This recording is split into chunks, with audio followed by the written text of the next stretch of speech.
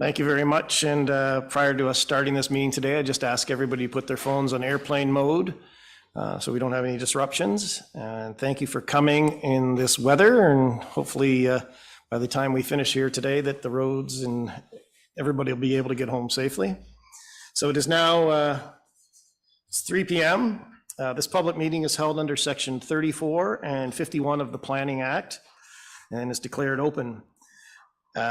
Applications on the public meeting agenda today are for public consultation purposes only and will be addressed at future council meetings. Minor variance applications submitted under Section 45 will have a separate hearing and decision making on them immediately following the public meeting. At this time, I'd like to ask the staff to confirm that required notices were given for subject applications in accordance with the requirement of the Planning Act. Eric? Yes, thank you, Mayor Weir. I can confirm that indeed required public notice was given in accordance with the Planning Act for the subject applications. Thank you. Thank you. All those present at the public meeting will have an opportunity to speak in favor or in opposition of the applications. Any or all comments or information submitted, whether orally or in writing, including identifying information, becomes part of public record and could be made public available at any point, including on the town's website and other electronic formats or forms in publication in accordance with the planning requirements. Before speaking, anyone providing comments is asked to clearly state their name, address for the record, and to provide their contact information recording for the secretary's meeting. I believe there was a form sent out or circulated earlier for all those in attendance. If you have not signed it, please make sure you do. We'll get it over to you. Okay. Any persons wishing to receive notice of decision regarding applications being made considered must send an email request to the Township office immediately following this meeting. In all cases, must be received prior to the date of the decision of Town Council on this matter. Instructions for submitting such requests are provided on the public notices, just over in the far corner. Thank you.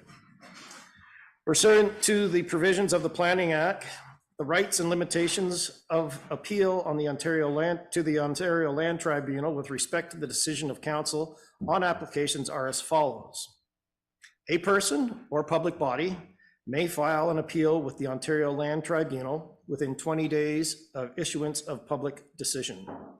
The person or public body must submit the required form to appeal to the Township, which shall include the required information and explanation for the reason for objecting to the decision, in addition to paying the required fee set out under the Ontario Land Tribunal Act.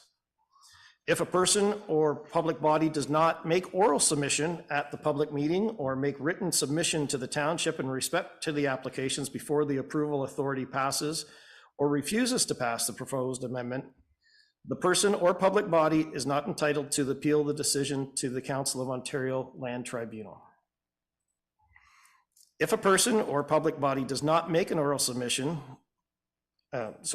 make a submission at the public meeting, make written submissions to the Township in respect to the applications before the approval authority passes or refuses to pass proposed amendments, the person, public body may not be added to the party of the hearing of appeal under the Land Tribunal Act, unless it is the opinion of the tribunal that there are reasonable grounds to do so.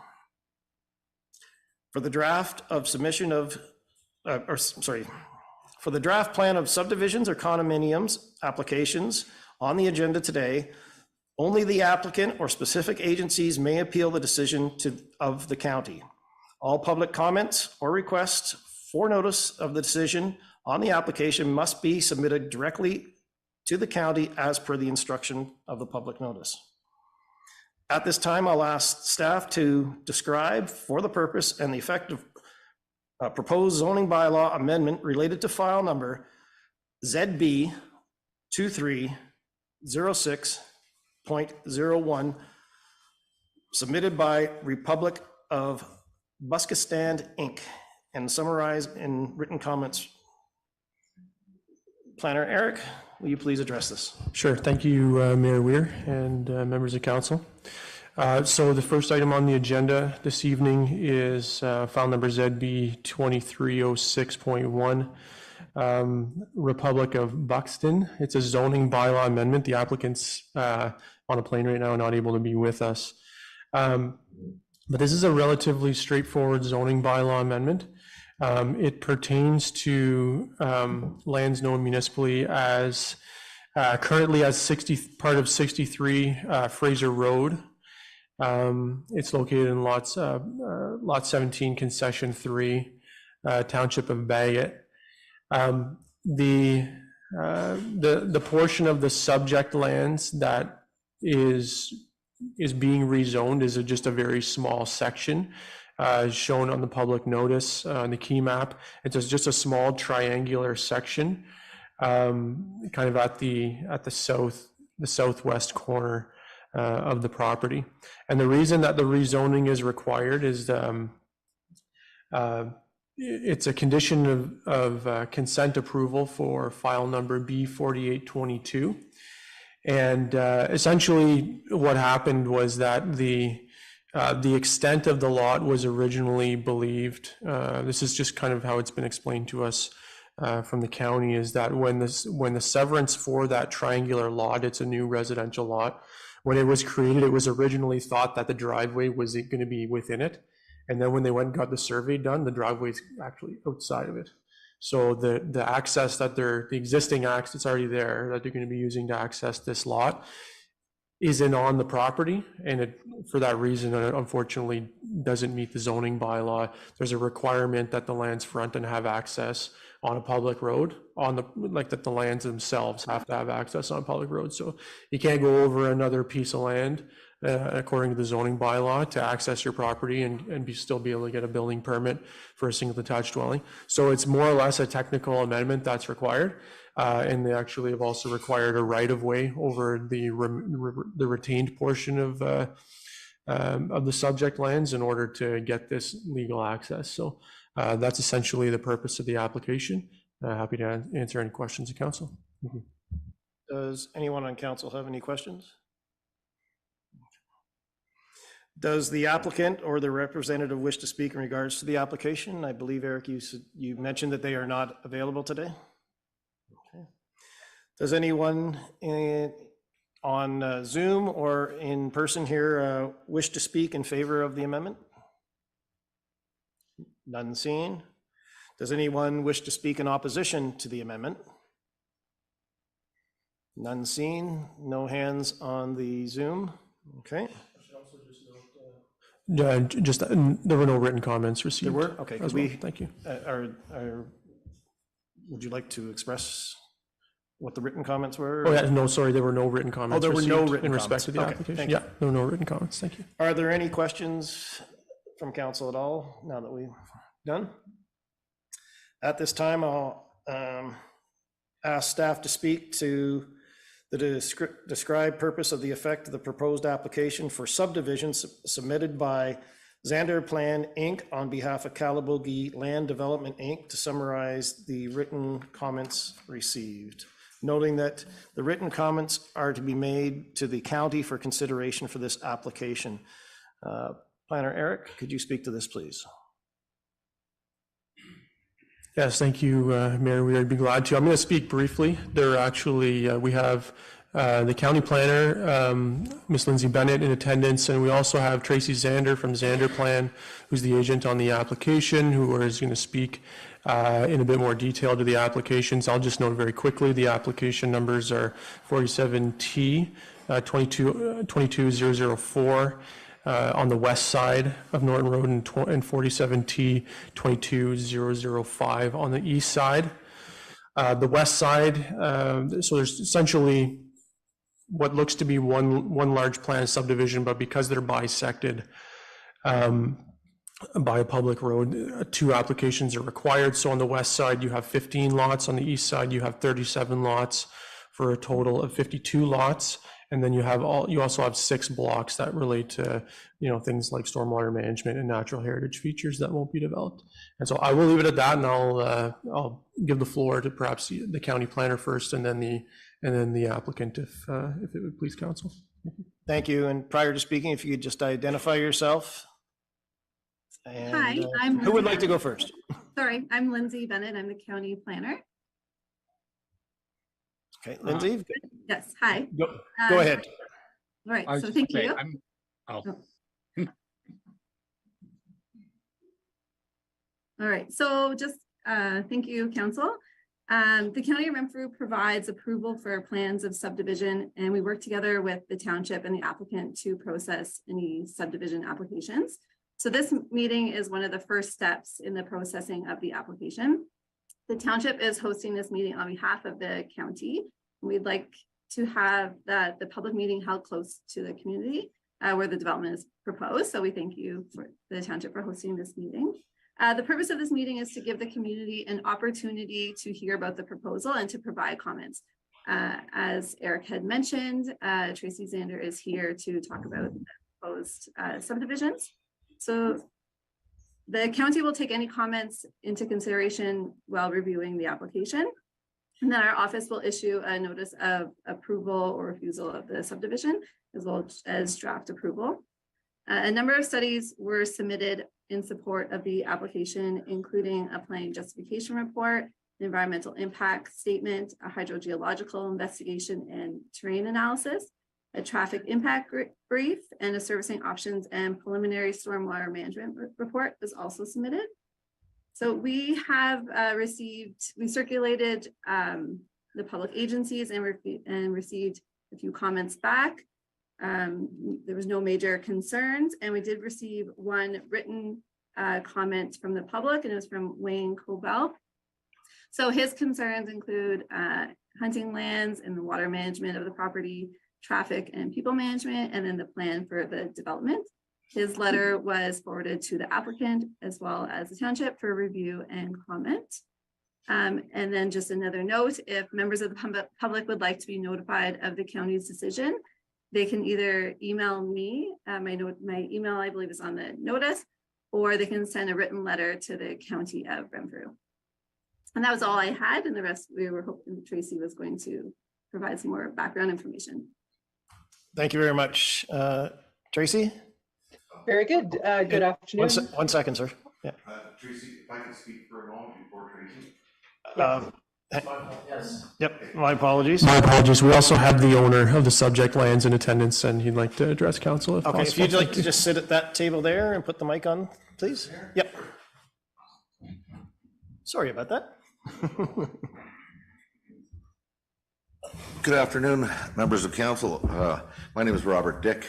I'm my address is 6505 KMP Trail here in Calabogie.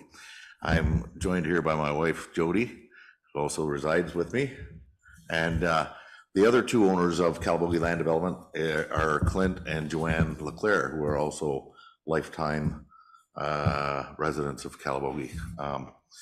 So we purchased this property about a year and a half ago now, and we're pretty excited to be bringing this application forward in Calabogie in our own community. We're pretty proud, and we're looking forward to building something that's very nice if we get approval. I think it's just a couple of notes before I pass it on to Tracy, who's going to provide some more high-level technical type information. But one thing that we're really focusing on here is we're keeping everything local. So all trades, all work being done, it's all going to be local. One sort of announcement that I'm going to be making today that we haven't made publicly. I'm also a part owner of Neil Corp Homes. We build about 150 homes a year in Almont, Arnprior, and Carleton Place. We're bringing Neil Corp Homes to Calabogie here again, subject to approval of this subdivision. We're pretty excited about that. Neil Corp Homes is an award-winning builder. We've got 33 years of excellent ratings at Terrion, which is fairly rare. If you look it up, there aren't many home building companies that have that distinction. We're pretty proud about that. Locally here, as I mentioned, everything's going to be local. We believe that we're going to be producing or supplying about 30 to 35 local full-time jobs for the duration of this project. We also believe that we'll be generating somewhere north of $35 million in local economic activity by building this subdivision and again, hiring all local. So with that, I just wanted to sort of add that local flavor, and I'll turn it over to Tracy, who is basically our quarterback in this. She's our planner, so I'll turn it over to her. Thank you. Thank you. Thank you, Mr. Mayor, members of council. Nice to join you this afternoon. We certainly appreciate the opportunity to join you remotely, given the weather across Eastern Ontario.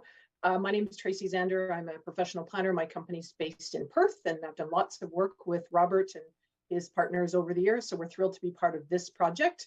A couple of members of the project technical team are on the call this afternoon, including Drew Paulus from Gemtech and Jeremy Ash from Tatham. My office, Chris Clark, who works with me, has done a little PowerPoint presentation to just give you a high-level overview of the project and the context for it. And then we're happy to answer questions this afternoon or take information away and provide a follow-up response if necessary. So, Mr. Chair, if you're okay with that, I'll let Chris take it from there. Thank you. Thank you. Chris, you have a PowerPoint for us, sir? Through you, Mr. Chair, I do. Would you like me to share my screen, or is... That would be a yes, please.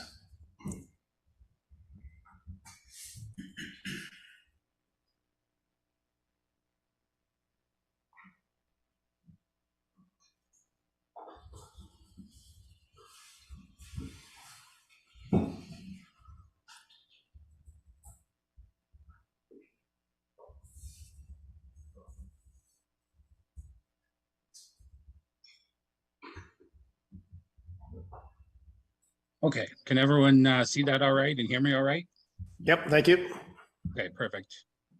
So as Tracy mentioned, we've been brought in to look at the planning aspect of the subdivision. I did most of the drafting, the conceptual layout of the subdivision at the start, and have been involved in many of the discussions so far. So the subject property, as has been partly described, falls on Norton Road, which is County Road 34, in part of Lot 22, Concession 12. The property is bisected by Norton Road, so there's two separate pieces of land. The land on the north side is approximately 30.35 hectares, and on the south side you have approximately 0.88 hectares. There are some unopened road allowances abutting to the south, and I believe to the west side of the southern piece, the small piece. Currently, the property has no built development. There's no structures of any kind. It's mainly treed, vacant lands with some natural heritage, water features, local wetlands and things like that. This is just a aerial view from the County of Renfrew GIS, showing what the property looks like right now. And as mentioned, it's mainly treed lands. There's not much cleared area. It's a very rural property overall. In terms of pre-consultation, so we started this, around the start of 2021. We drafted a conceptual layout in June of 2021. A general inquiry form was submitted to the County of Renfrew, and they provided several policies that we would need to look at, some different studies that would need to be completed. A virtual meeting was held with town staff. I believe that was Luc Desjardins. And we discussed access to the subdivision, number of lots, things like that. We also discussed the use of the unopened road allowances on the south side to provide one of the access points to each side of the subdivision. In March of 2022, the project team was brought together. Environmental, stormwater management, civil engineering, all that was brought into the picture, and we came up with a final layout for the subdivision, which was submitted to the county. And the final layout on the north side, the larger side, consists of 37 lots and 5 blocks.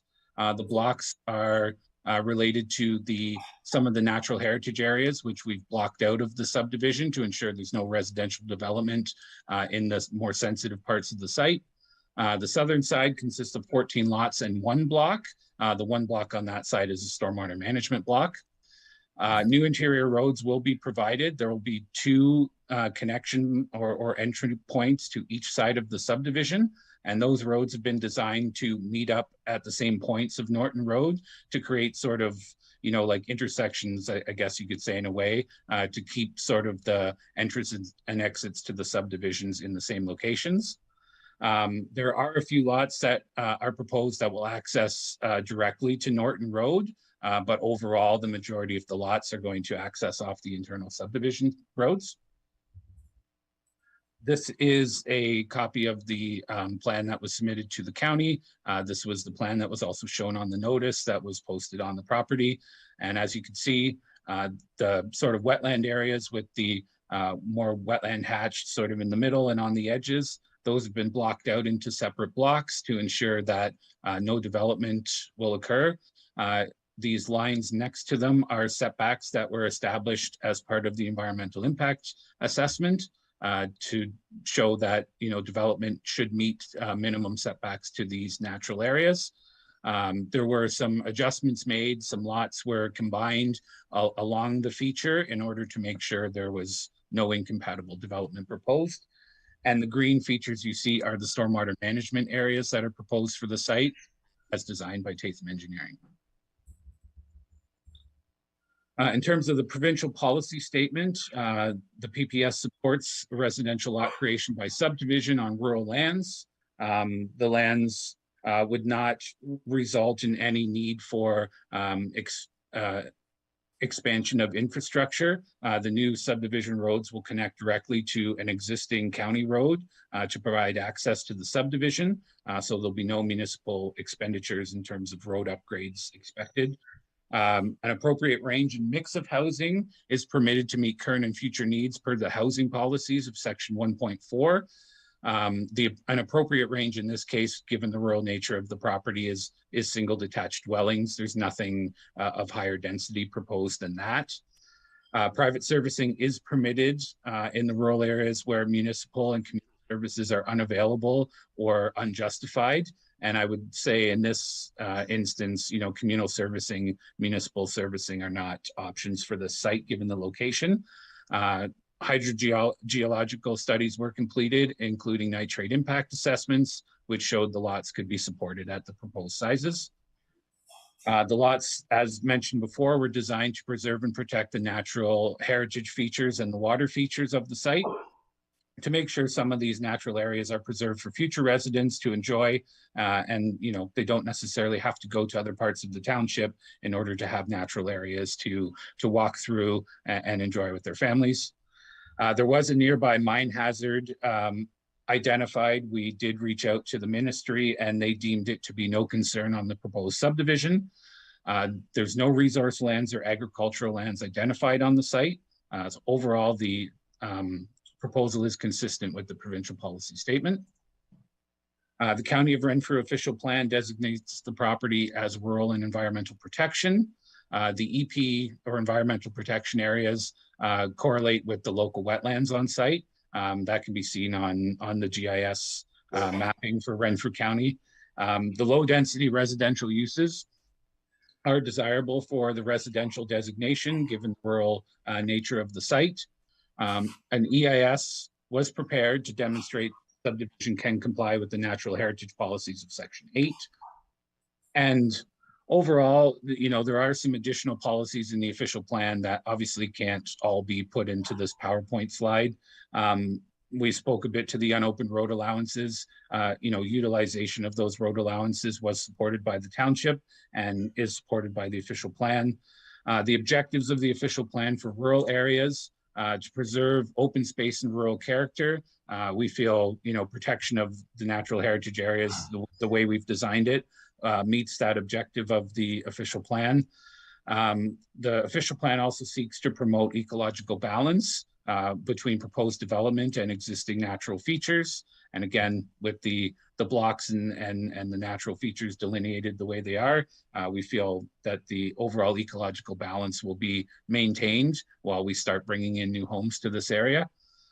The site itself is not located next to any industrial uses, aggregate uses that would bring about any compatibility issues.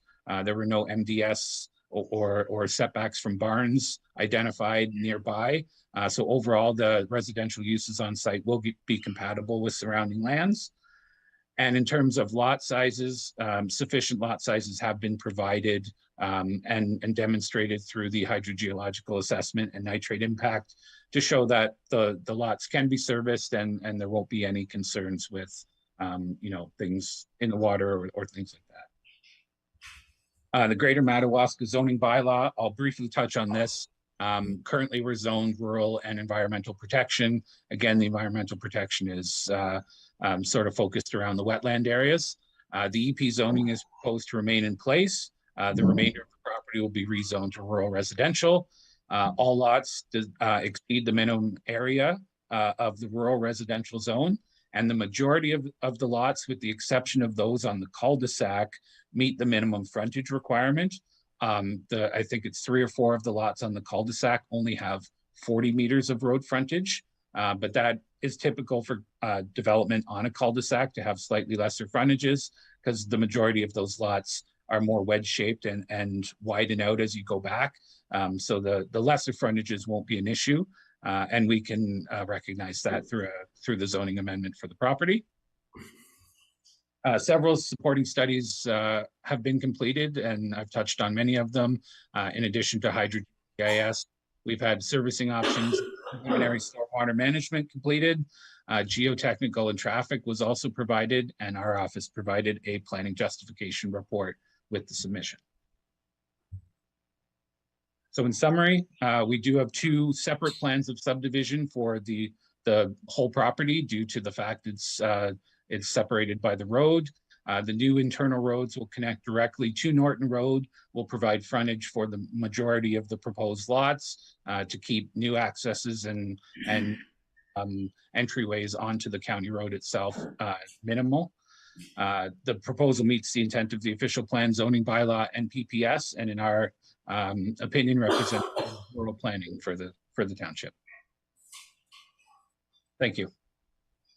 Thank you. Does anyone on Zoom or in person wish to speak in favor of the amendment? None seen in person, none seen on Zoom. Does anyone wish to speak in opposition to the amendment? If so, I'd ask you to either be on Zoom, identify yourself, or have a seat at this table and identify yourself. None seen at this. When you say that, you mean that amendment to have this. You'll have to speak into the mic so everybody on Zoom can hear you as well. Just identify yourself, please. And just hit the red button, it'll go to green. Hi, I'm Vicki Koval. So when you say that, you mean to, so we agree with amendment of having this change so that the subdivision can go through? Is that what you mean? Well, this is the preliminary. So this is at county right now. Yeah. So what we're doing right now is bringing this to the attention of everybody in Greater Madawaska. And if anybody has concerns about the subdivision, this is the time to bring it up so that we can take your concerns and bring it to county.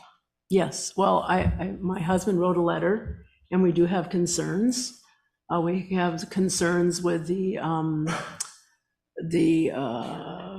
density of population that will be abutting our land due to, a number of houses, trespassing, that sort of thing. Our land has been used as a recreational land and for hunting purposes. And I know that, it's been said that, the hunting won't be affected or anything like that, but sometimes I think down the road, that's not going to be the case. We also have a concern about the traffic on the road and the number of entrances coming onto the road. And I can't see how you could think that that road is up to par with, not having to do anything to that road with all that traffic going onto it and off of it. And I guess it's environmental impact too, the wildlife in the area and their habits. And I guess we live on Howe Island, and we moved there. Well, we had a place there in 2000. Well, we bought in 1972 a cottage. We moved there in 2008, and it was a rural farm area, low density.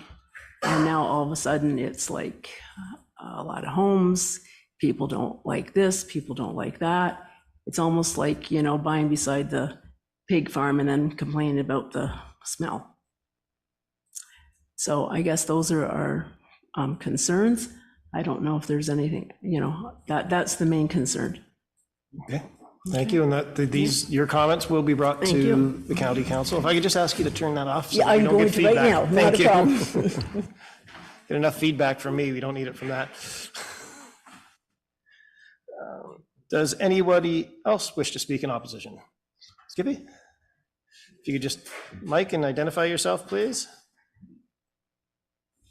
Skippy Hale, also known as Mary Joan Hale. Thank you. I don't know whether these are concerns, but they're questions that I have. Some of them were less addressed by the previous speaker. I'm also concerned that with the recent changes in the provincial government, that lot development fees are no longer given to the municipalities. So I'm concerned about how it's going to affect my taxes when you don't have the money for infrastructure that would have been coming. And these are a lot of lots. This is a lot of money. And how is it going to affect our environment as well? And just a second, I took lots of notes. She already mentioned the effect on the roads. I'm also concerned about the density. Yes, they are large lots. The other thing I'm concerned about is Canada, and particularly in this area, has a housing crisis. And while I compliment these people for bringing in these new lots, we have a lot of young people here. And one of the problems in Calabogie over the years has been young people who have had to move away because there was no place for them to live or work. Now, in the past few years, and because of my past occupation, I've gotten to know a lot of the young people. I saw them grow up. They're now having young families. How is this subdivision going to help young families? I have also seen what I call the families who founded Calabogie, Greater Madawaska. And when they reach a certain age, they have to move because they can't stay here. And they can't find an affordable small house. So what's going to happen to these people? This is a wonderful idea, but I don't think it is helping the problems of the people who live here. And they're all single family homes, which is nice. But why isn't there something, multi-family homes, you know, whether it's apartments or townhouses in a row? This is wonderful for the people who can afford these big lots and these. I am in the age where I'm probably not, you know, in a few years won't be able to stay in my house. And I'm not alone. And I'm not one of the old Calabogie folks. You know, I've been here for 22 years, so I'm still a newcomer. But I am very concerned about the number of families that have been broken up, where the people have to move to Renfrew or Arnprior or Cobden or someplace where they can get seniors housing because they can't stay in their homes.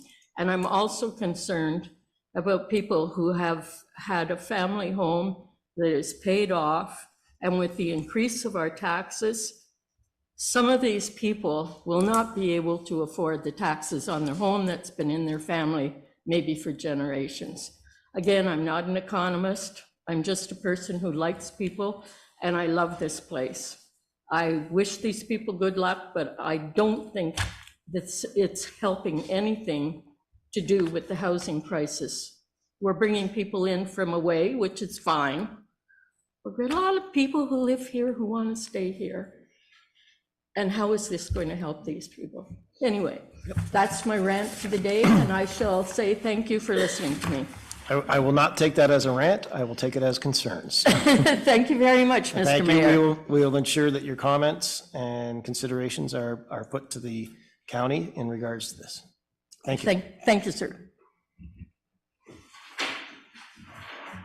Mr. Dilks? Oh, he's bigger than you. I didn't see you behind him. Hi, my name's Don Dilks. I live at 5505 Calabogie Road, which is at the bottom of Norton Road. I'm worried about the traffic. We already have too many speeders coming down there, too many cars coming by. I had a cottage hit by speeding coming down that road. They've hit the bridge last year. There's going to be a lot more vehicles coming down from Norton Road. Also, the environmental, everything on those two lots runs into Constant Creek. Constant Creek runs through my property, which is a fish sanctuary at the bottom of Constant Creek. From the ministry, they've built walls there for the fish, and so they can spawn there. So how is this going to affect us? Plus, I hunt out there. Like they said, the hunting's going to be there, but for how long? As soon as the houses go up, the people are going to complain that they're going to hear gunshots because they're people from the city. So how are they going to take this? We're going to end up not hunting. Well, there's not going to be any deer because once they start construction, all the animals in that are going to be gone. We have a house right behind me that is a 3-story house, not 50 feet away from the water. I still don't understand how they got permits to build that. We don't have any eagles anymore that used to land there. The otters are gone. The cranes are gone. And I'm really worried about these 52 houses. That's all I got to say. Why, thank you very much. And once again, all concerns will be put to county, and our planner is taking notes as well. Thank you. And behind Dawn.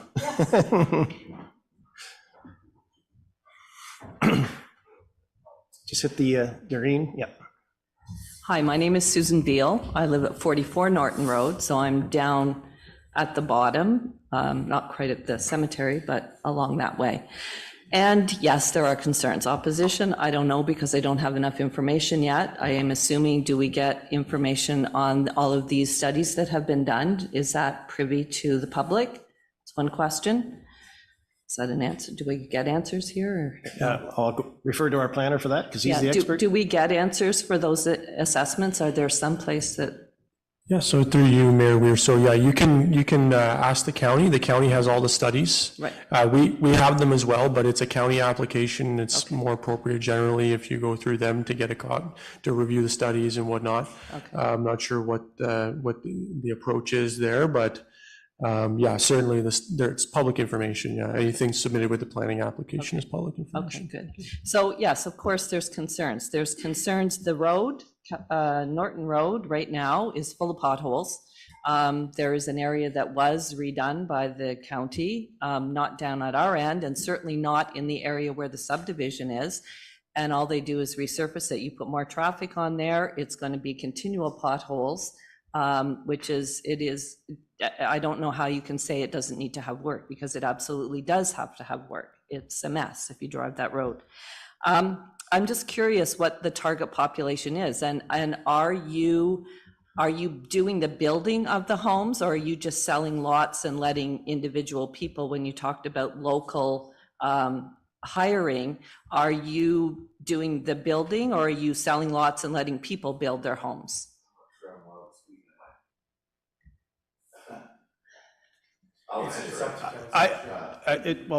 I'm not going to speak on behalf of all council, but does anybody have an issue with him? I'd like to know.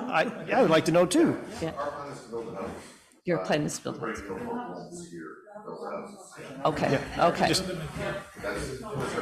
Just repeat yourself for a sec. So people on Zoom, that's why everybody Right. on Zoom can hear you as well. Yes, our plan is to build, we plan to bring Neil Corp Homes here just as a management entity, but hire all, and that's what we do in Armprior and Carlton Place and Almont. We hire all the trades and so on.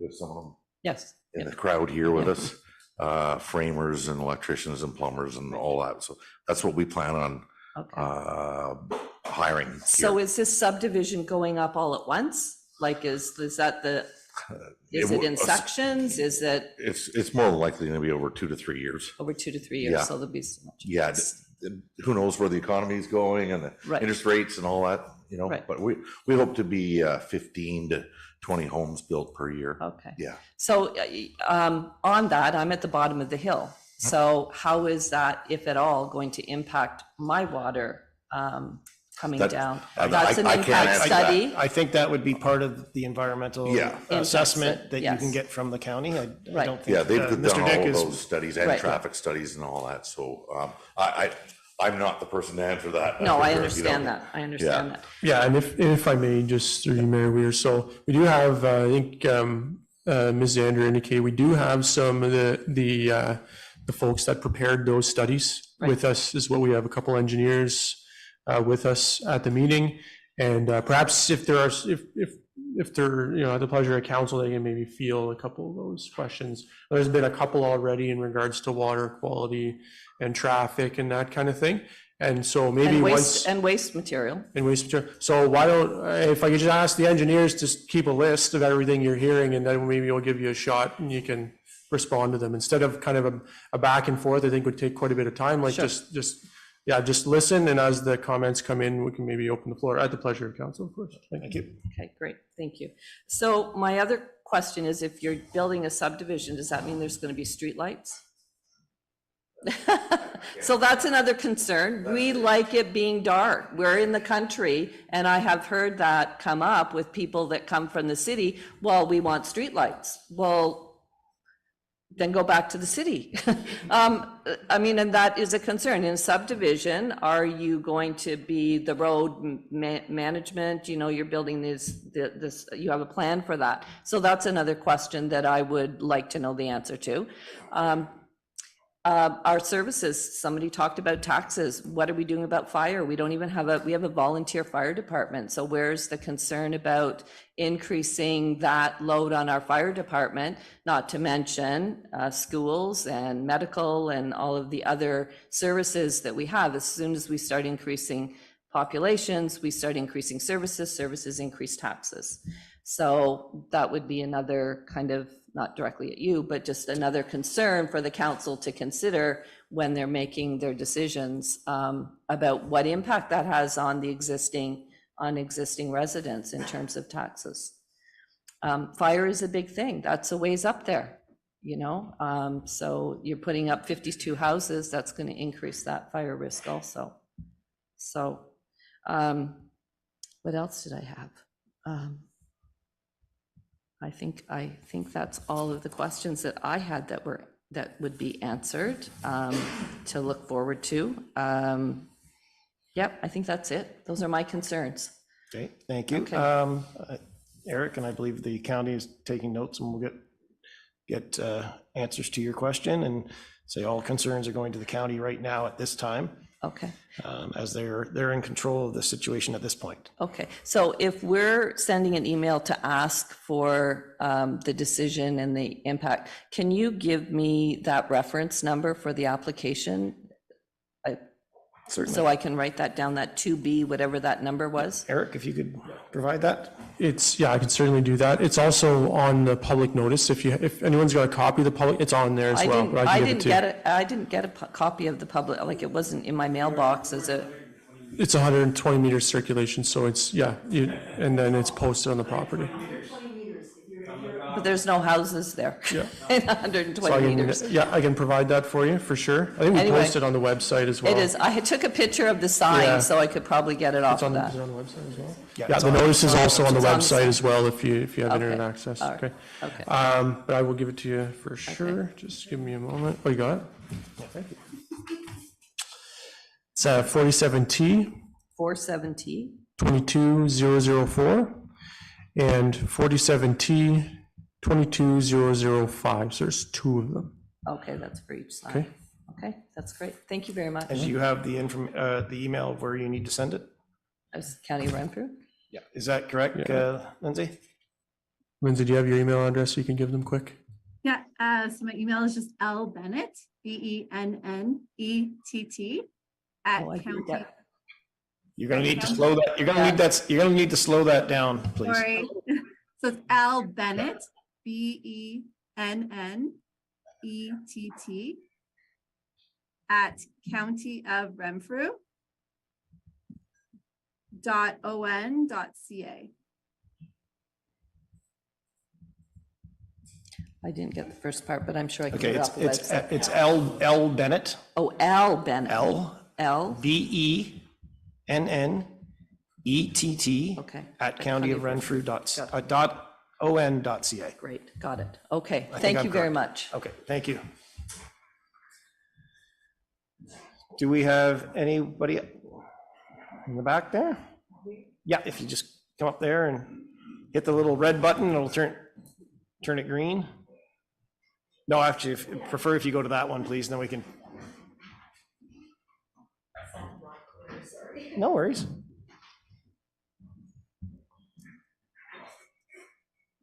Hold it down? Yeah, no, that's it. That's it. As soon as it's green, you're live. Okay. I'm Catherine Briggs. I live at 5295 Calabogie Road. And first off, I don't really have any complaints or positives. I just have questions. Is that, Yeah, if you put your questions forward, the county will get them, and Okay. then we can get answers for you. okay, great. First off, I'd like to commend you for the commitment to local. I think that's pretty awesome. Like Susan, I have a couple of questions about the environmental impact statement. And just to facilitate it, would it be possible to put a link up on the website of the township to that instead of everybody having to email Lindsay Bennett saying, can I get a copy? I'm not pretty, I believe it has to go through the county first, but I'll stand corrected if our planner corrects me. Okay. Just because that would just help a lot. It would just to see, because there, I think everybody has a lot of questions about what that impact statement is. And the other thing, who looks after the roads in the subdivision? The clearing them, the maintaining them? I'm assuming they have to be paved? Yes, thank you. They, as proposed, they would be township roads. We would be assuming them, and they would be maintained by the township. Okay, so earlier, the gentleman who did the slideshow said there would be no impact on the infrastructure, but obviously there's going to be. So you might want to tell him to take that out of the slideshow. The other thing was,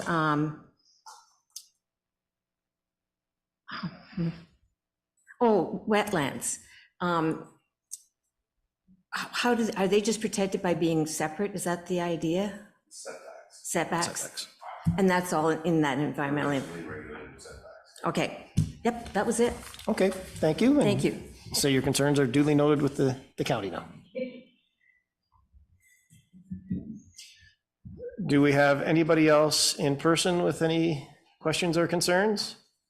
No. Do we have anybody on Zoom? Lindsay? Hi, thank you. So I just wanted to say quick too, I don't think I mentioned earlier that a few of the studies are going to be peer reviewed. So we have an external peer reviewer that is going to be looking at the studies such as the environmental impact study and the hydrogeological study and the servicing options and preliminary stormwater management report. Those three are also being peer reviewed by outside the county. They're from Cambium, as well as Engage Engineering. So there's two companies that are going to be reviewing these documents that have been prepared by the applicant's professionals. So I just wanted to mention that quickly. And then the traffic impact brief that was submitted has also gone to the County of Renfrew Public Works Department for review. And they're working on comments back as well. Thank you. And just to clarify, this is the preliminary notice, and concerns are being brought, any concerns brought here forward will be part of the process as well. Any other questions, concerns, or comments at this time? If you'd like to grab a seat there, sir.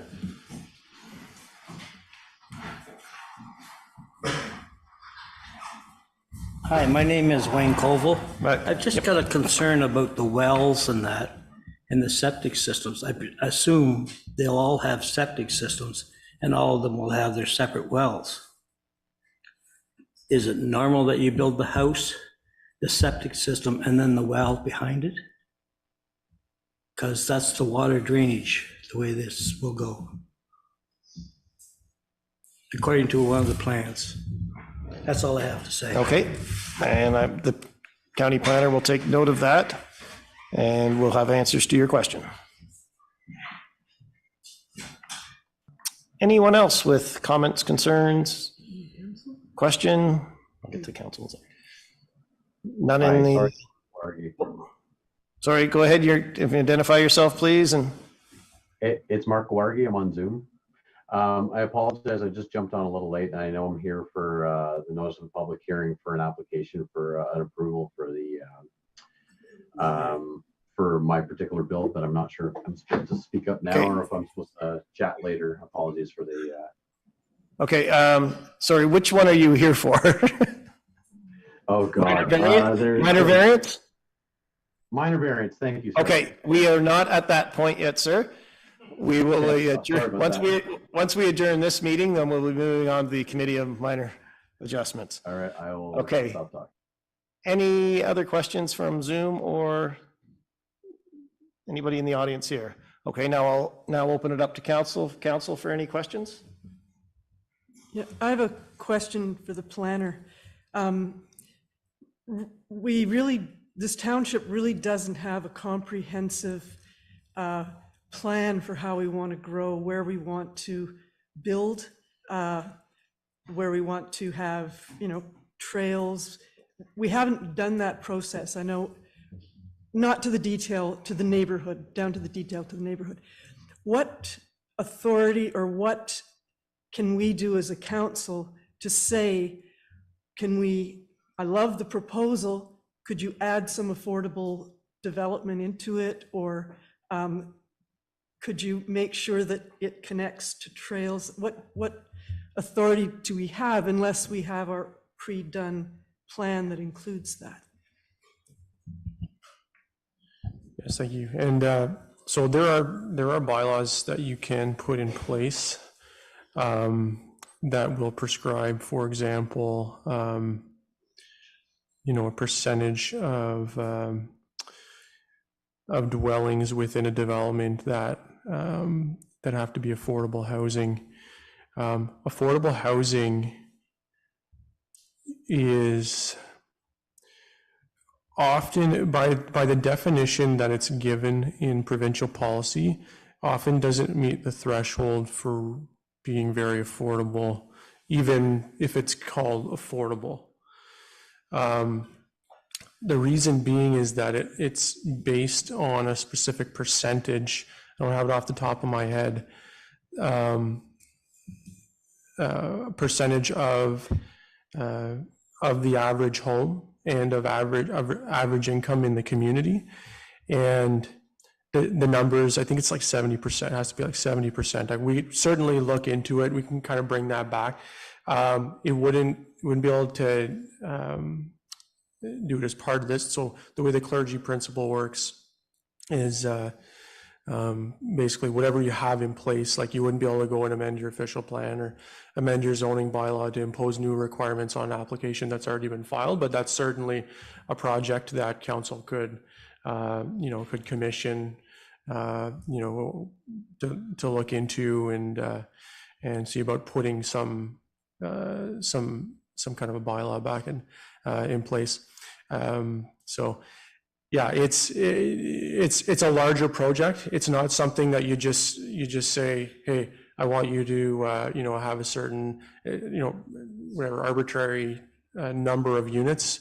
You have to have a bylaw in place, and it's something that you could certainly look into as an option. But I'll tell you right now that the threshold for affordability is, because of home values really across the province, the threshold for affordability really turns out to still not be affordable. So you're offering, there are benefits that the developer would get for providing affordable homes, but the result is you're still not really getting homes that are that affordable. So more commonly, what you're going to see developers bring forward to provide affordable options, it really comes down to unit size.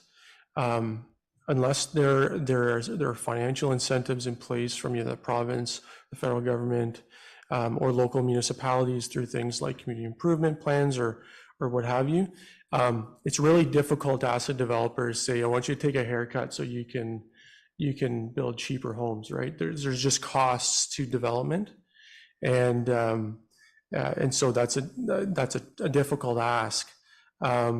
But so what often happens is the houses just get smaller, right? So our hard costs are less, so we can sell them for less, or we have, you know, more lot yield in a particular piece of land, so, you know, our homes we can sell them for less. You're not necessarily getting cheaper homes, you're getting smaller homes that cost less. I don't know if that makes any sense, but anyways, that is definitely kind of a larger conversation piece of study that we can certainly look into. Okay, so in regards to this application, the application was made before, no bylaw was in place for that. So at this time, it's that does not affect this application that is currently before county. Is that how I'm interpreting it? That's correct. I am getting real-time advice from a colleague at the moment advising that we are not within the prescribed area for inclusionary zoning. So we'll have to look at other options, but I was referencing inclusionary zoning, and I'm getting some help here. This is the beauty of Microsoft Teams and the internet. Okay. Thank you. Thank you. Eric, if you just hit your mic there so we don't get feedback. Thank you. Do we have any other questions from council? Councilor Levesque? One's a comment. One is there's concerns about income and revenue for the township. So just to clarify, property taxes and lot development fees are two separate revenue streams. So I just want to make that clear, that there will be revenue from the taxes of these properties. The development fees, and Eric, you can maybe clarify, with the new bills in place, there's a reduced development fee, I believe. How much, I don't know, but maybe you can clarify that. Yeah, thank you, and thank you for bringing that up. So in kind of the read that we've had of the changes so far, well, it looks the reductions are specifically for reference for affordable housing. So it has to be sold at a certain percentage below average market value. And then they've introduced, it's not been defined yet, it's still kind of in the works, a category called attainable housing. And then if you're building additional dwelling units, there's the potential for development charges reductions. But all that to say that development charges would be applicable to this development. Thank you. Thank you. Councilor Levesque. The other question, whether it can be answered or not, is are all homes going to be single family homes, or can that be answered at this point?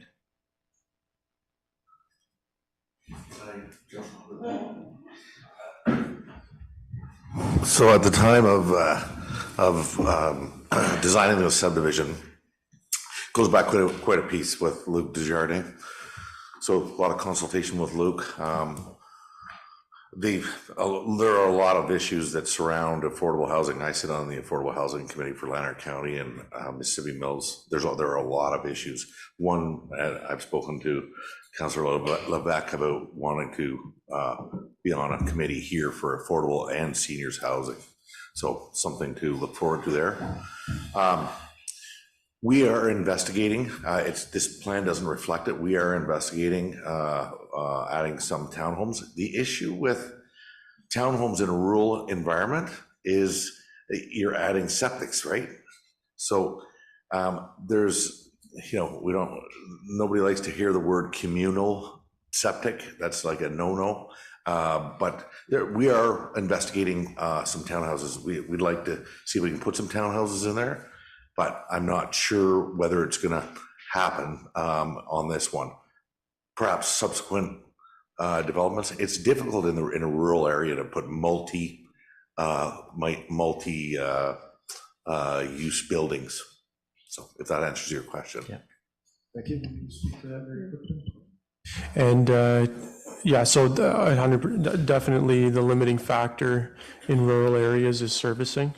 So doing townhomes is a challenge to meet your, there's maximum nitrate dilution, maximum nitrate concentrations that are permitted in the groundwater when you have private servicing. It becomes very, very difficult when you have townhouse type density on private services. There are circumstances where it can work, but it becomes more challenging. As an example, we had the Calabogie Peaks, Juniper Ridge application recently. That's obviously quite a dense development. The reason it was able to work is because they have communal servicing. So essentially functions like a wastewater treatment plant. Obviously quite a different scale, and it's essentially looks like a regular septic system, just a really big version of it, but it's designed, engineered, approved by the Ministry of the Environment, and obviously a very different scale from from traditional rural development on private services. Thank you. Do we have any other questions from council, comments? Yes. Councillor Thompson. Hi. I think it's exciting that Calabogie is growing, but I'm a little concerned that it's growing without enough pre-planning on council's behalf to know where we want to build and what we want to build. And I don't see any objection to anything because I don't know what our big plan is. Nobody here really knows because there isn't a plan.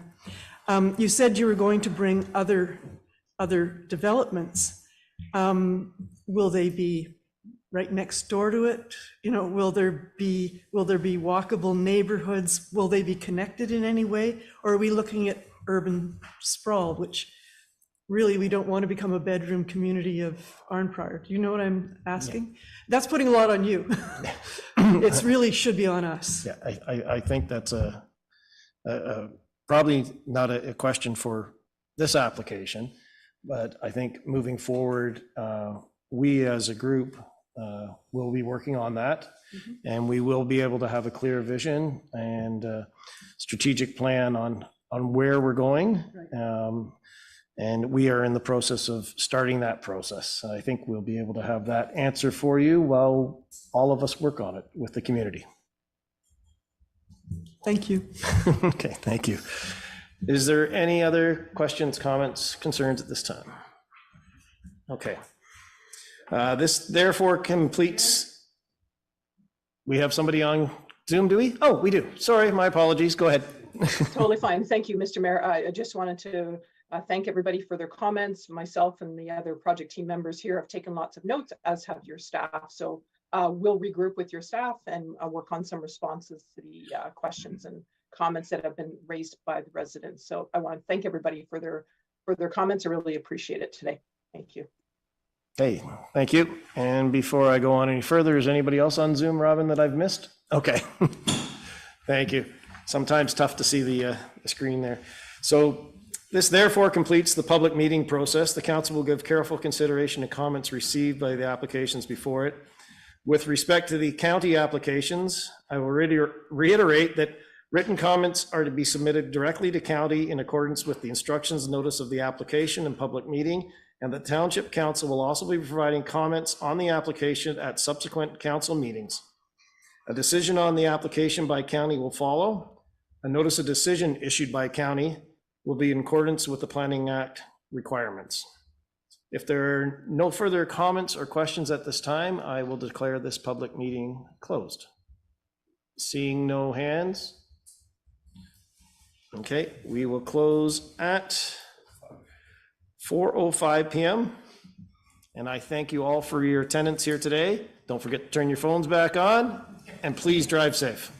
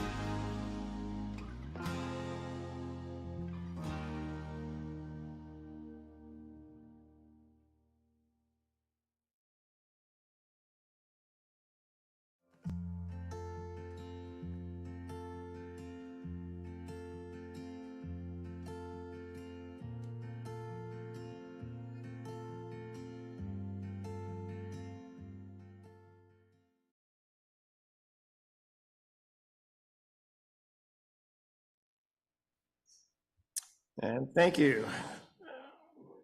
Today, it is currently 4:11 PM on the 9th of February. This is the Committee of Adjustment Minor Variance Agenda. This is a public hearing under Section 45 of the Planning Act, is declared open at, like I said, 4:11 PM.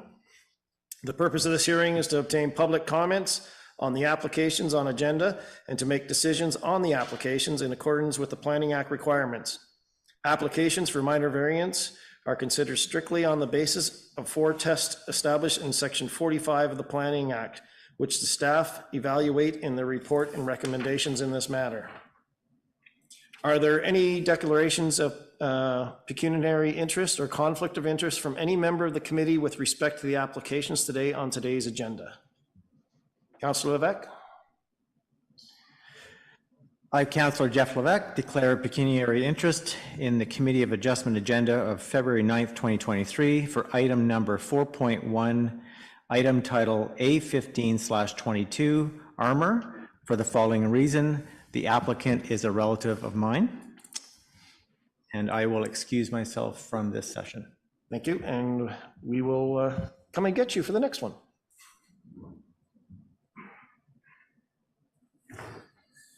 At this time, I'll ask staff to confirm that the required notice was given subject to applications in accordance with requirement of the Planning Act. Eric? Thank you, Mayor. I can confirm the required notice for all applications on the agenda was indeed given in accordance with the requirements of the Planning Act. Thank you. Thank you. All those present at the public hearing today have the opportunity to speak in favor or in opposition of the application. Any or all comments, information submitted, whether orally or in written, including identifying information, becomes part of public record and could be made publicly available at any point, including on Township website, other electronic forms of publication in accordance with the Planning Act. Before speaking, anyone providing comments is asked to clearly state their name and address for the record and provide their contact information on the sign-in sheet, which I believe was completed earlier, with the recording of the secretary in hearing. For minor variance applications, only the applicant or specific public agencies may appeal the decision to the township on the matter in accordance with the instructions of the notice of decision issued in the following hearing. At this time, I'll ask staff to please describe the purpose and effect proposed minor variance related to file A15.22 submitted by Lori Armour and summarized in written comments received. Mr. Planner? Thank you, Mayor Weir. I'm just pulling up the, just ask you to bear with me, just pulling up the staff report here. Computer's giving me a hard time. And you were just commenting how good computers were. Yeah, they're great when they work.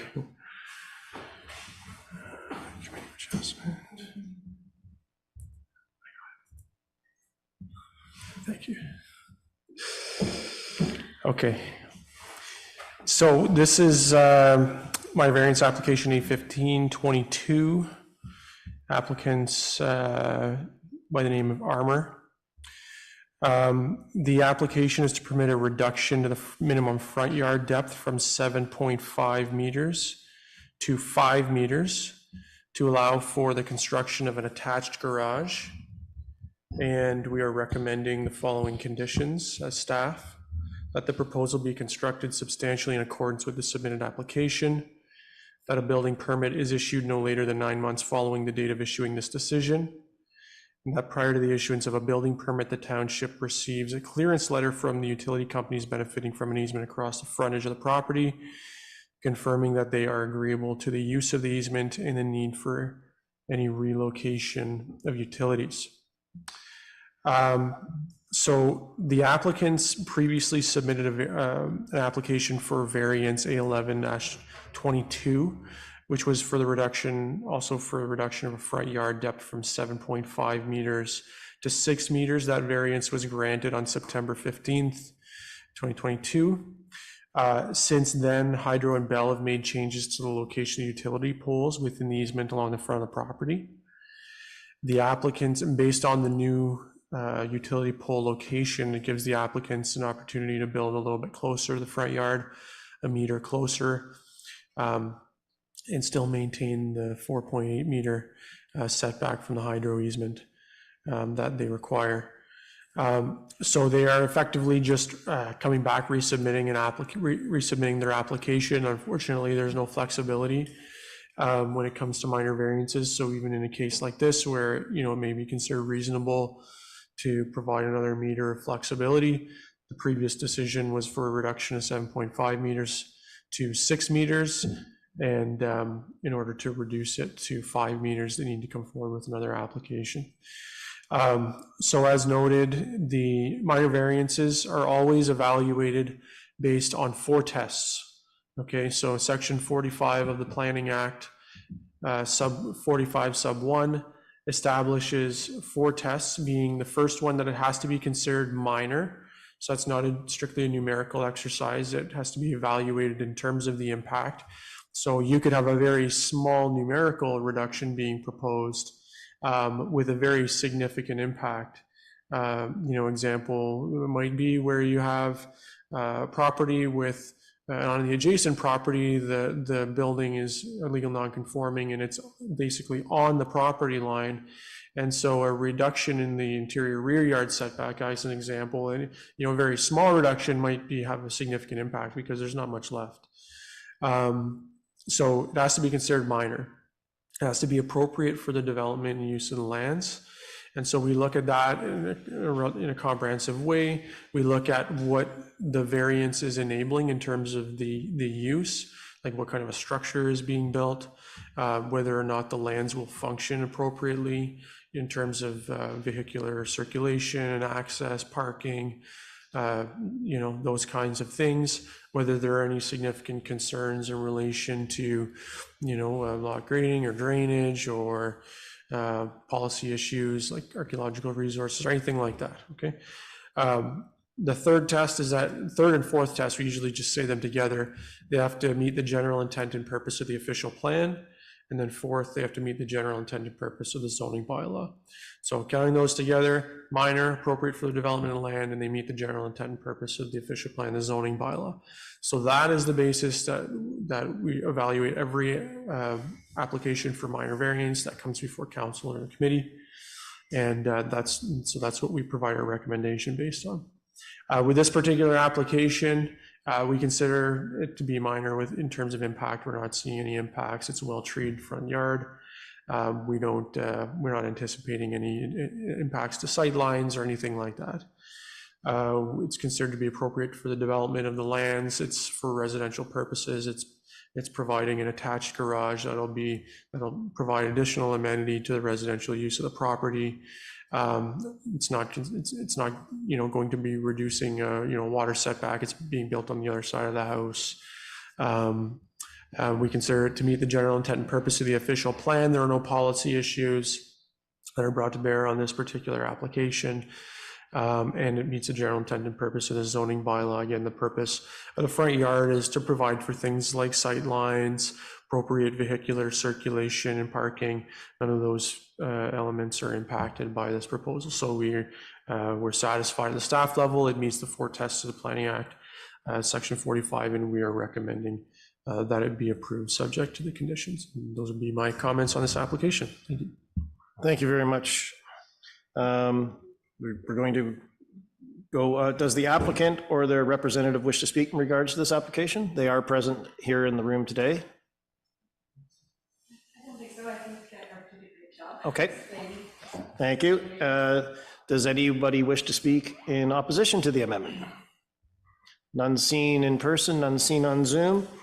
Are there any questions from member of council? Councillor Tripp? Not a question. I am familiar with the property, live on Kennedy Road at the far end, have walked the property and where the proposed amendment is going to be. And even with this, they were set ready to roll and build under the old application. It was the movement that provided that extra little bit of wiggle room in a garage. So I was impressed today they came back for a new application, because in other circumstances, people would have just built and said it's only a meter. So I applaud them for that. And I absolutely agree with the comments from our planner that it does meet the four pillars. And even the design matches the flavor of the neighborhood. By the time it's finished, I don't think people would recognize that it's been built. It's just the way the lot is set and the way the attachment to the house would go. Thank you.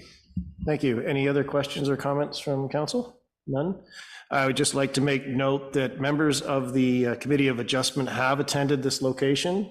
For those members that weren't able to meet, photos had been sent to them so that they've been apprised of it. So we've met our duty as Committee of Adjustment of being there. And I thank our planner for his recommendations. Is there any other questions, comments, or concerns at this time? Will the planner please read the motion as recommended by staff? Thank you, Mayor Weir, and through you. It's recommended that council approves application A1522 to permit a reduction to the minimum front yard depth from 7.5 meters to 5 meters to allow for the construction of an attached garage in accordance with the following conditions. 1, that the proposal be constructed substantially in accordance with the submitted application. 2, that a building permit is issued no later than 9 months following the date of issuing this decision.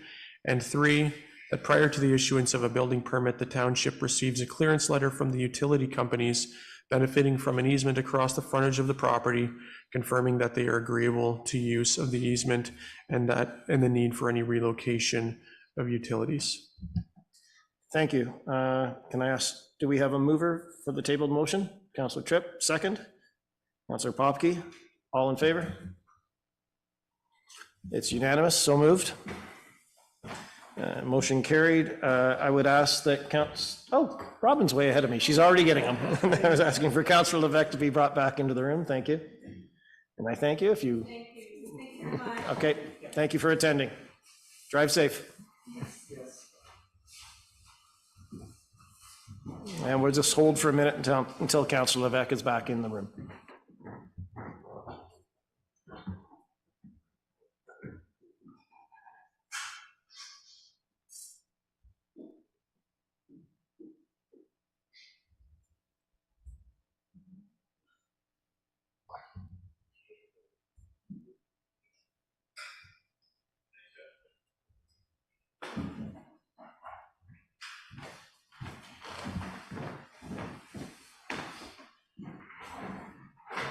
Councillor Levesque is back in the room. We're just waiting for Robin to reattend, and then we can move on to the next one.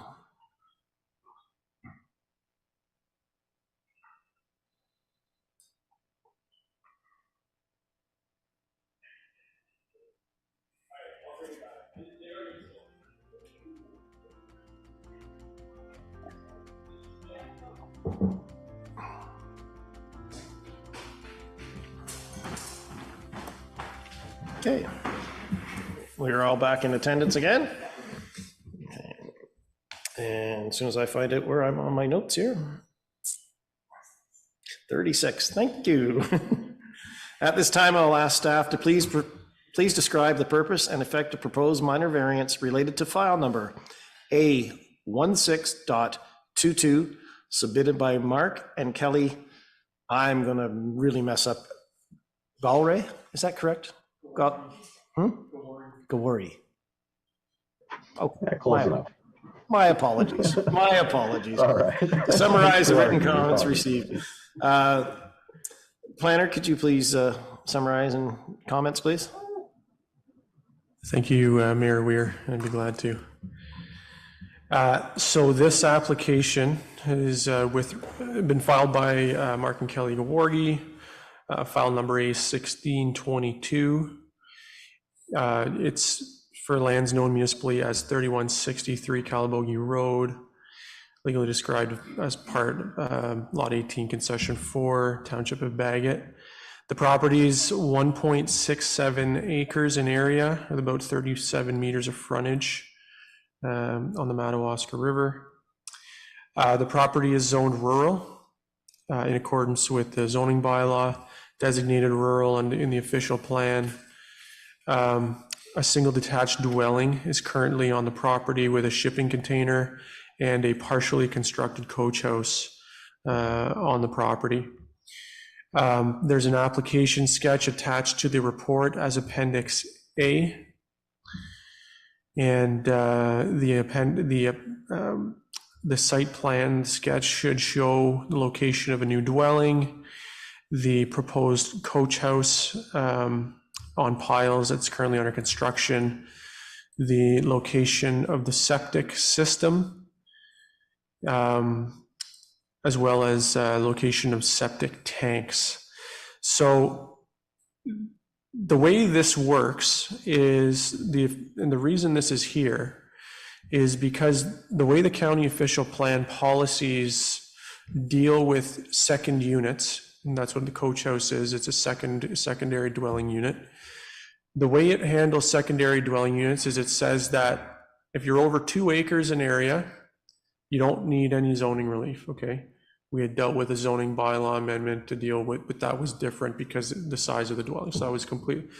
Okay, if you're over 2 acres, generally speaking, you can have a secondary dwelling unit. You don't need any zoning relief or any approval or anything like that. You just need to meet the stipulations within the secondary dwelling unit provisions. You can have a secondary dwelling unit on lots between 1 and 2 acres, but you have to demonstrate that the lot is suitable for the provision of private water and sewage disposal for both units. Okay, and the way you do that is you have to submit a hydrogeological evaluation prepared by either a professional geoscientist or a hydrogeological engineer. Okay, those are generally the types of people that are qualified. And the hydrogeological evaluation looks at, they do like a pump test of the well, they look at the drawdown, they look at the recovery rate. And so they look at how much water's there, and then they will also test the water to determine the quality of the water that's there. It has to meet provincial requirements for water quality for both health-related parameters, so things like lead, iron, salt, believe it or not, is health-related, because if you have cardiac conditions, high sodium content in the water, it can be dangerous. So it evaluates health-related parameters, and it also evaluates aesthetic parameters. So things that won't hurt you, but people generally want to know about, odor, things like turbidity, total dissolved solids, color, if you have like high tannin levels, things that it's not going to hurt you. It's just nice to know. So that's the first part of the hydrogeological evaluation. The second part looks at wastewater, and generally the way those calculations work is they take the size of the lot, they take the topography of it, kind of like whether it's flat, how it rolls, how it drains. They look at the overburden on the so what the soil is made up of, and then they look at precipitation in that area, so average rainfall that's anticipated, because that contributes to dilution. And so they take all of those parameters, and then they look at what you're looking to build on the property. So, whether it's a single detached dwelling, or in this case, 2 dwellings, and the amount of nitrate you're going to be putting into the groundwater, and whether or not the lot is suitably sized, and the soil is such, and the topography and the weather conditions, the climate is such that there will be sufficient dilution of the nitrate at the property, at the down gradient property boundary, because again, groundwater flows, right? It moves in one direction. So they say, at the end of the day, at the down gradient property boundary, is it going to be less than 10 milligrams per liter of nitrate? And that's the calculation. There's a lot of effort that goes into it, but at the end of the day, that's the provincial requirement. So Mr. Guardi has submitted that study, and he's demonstrated that, in fact, the provincial requirements are met for both drinking water and wastewater disposal. Okay, so that's the basis for why it's here. That's how it's demonstrated or justified that it's appropriate. The county official plan utilizes the minor variance process as the avenue to control that, to review it, because otherwise we have no basis under a building permit to require that they submit a hydrogeological evaluation. There's no tool at our disposal outside of the minor variance. It's literally the most simple process that you can use to require the submission of a hydrogeological evaluation. So it is required that anything between the 1 and 2 acre mark for secondary dwelling units go through the minor variance process. Okay. So in our zoning bylaw, you will see that under secondary dwelling units, the minimum dwelling unit, minimum lot size is 8,000 square meters. That's 2 acres. Okay. So anywhere between 4,047 square meters, which is 1 acre, and 8,000 square meters, you deal with that through the minor variance process. Okay.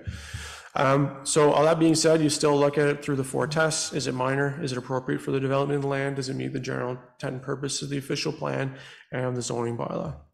And for all of the reasons that I mentioned, we are satisfied it does meet, it is a request that's minor in terms of impact and through the demonstration of the hydrogen. We are satisfied it's appropriate for the development of the land. If you look at the site plan, they've been asked to demonstrate a number of things, including that it's outside of the 30-meter setback from the high water mark. They've been asked to show the location of the well and septic system, demonstrating that the dwellings will in fact be tied in to one septic system. That is a requirement in the county official plan. They have to be on the same septic system and the same water service. So they've demonstrated that.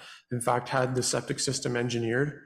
It's a Waterloo biofilter septic system, so that's all above board. So we're satisfied it's appropriate for the development of the land, and again, for the reasons noted, we're satisfied that it meets the general intent and purpose of the official plan, the zoning bylaw. I will try not to be as articulate on future secondary dwelling units applications, but this being kind of the first one we're dealing with, just trying to give a bit more context. But those will be my comments. Thank you. Thank you, and I thank you for that. I will now, does the applicant or the representative wish to speak in regards to this application? I believe you're on Zoom, sir. If you have any questions, do you wish to say anything? No, no, thank you. That was all positive. I appreciate that, Eric. Okay, thank you. Does anyone wish to speak in opposition to the amendment? If you'd have a seat there, sir, and hit that little red button so it goes green, identify yourself and where you live.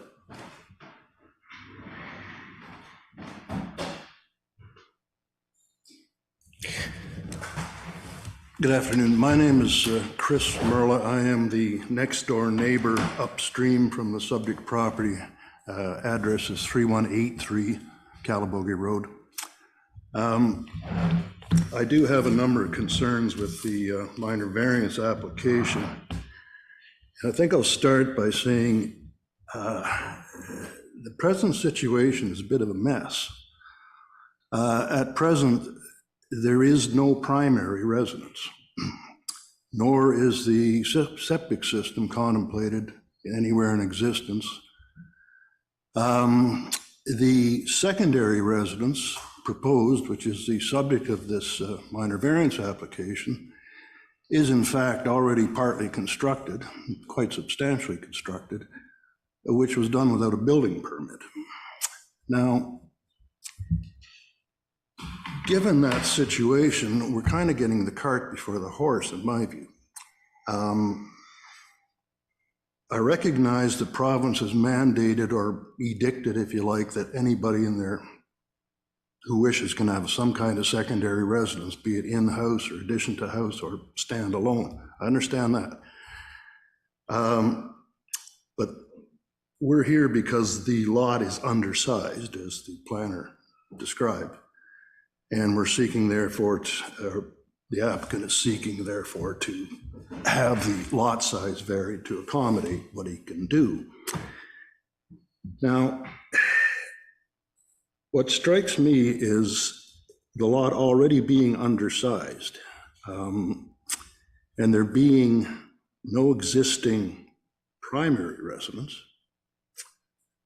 The recommendation from planning that this proceeds substantially in accordance with the application, I really don't know what that means.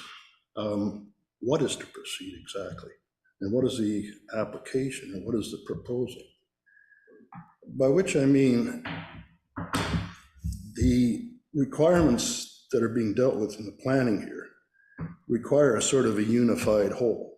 You got a primary residence, you got a single well, you got a single large-sized septic bed, and then you have a secondary residence which attaches into that well and the septic bed. The location of the primary residence is not defined as such. There is a sketch, if you like, an engineer's drawing of where the proposed residence would be and its size and location. We do know where the well is because it was recently drilled, but we don't know ultimately where the new large septic bed will be other than in the proposal. So my suggestion would be that any building permit issued, should this application be approved, should not in fact issue until there's a building permit issued for the primary residence and an application to install the septic system submitted. Without that, you're sort of holding a bag of air. You've got, if the application is approved, you've got an approval to build a secondary residence that's not connected to anything. What I'm kind of get at here is that I think there's a fairly strong need for some inspection, control, and enforcement on this application. And what I'm thinking of specifically is some kind of site plan control.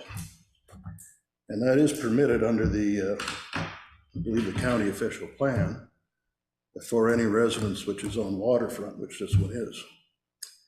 And a site plan control would do a lot more than a sort of bland requirement as recommended by the planning department that the matter proceeds substantially as per the application. I really don't know what that means, and it is so vague as to allow God knows what kind of changes. For example, how important is it that the septic bed be in the place indicated on the engineer's proposed plan?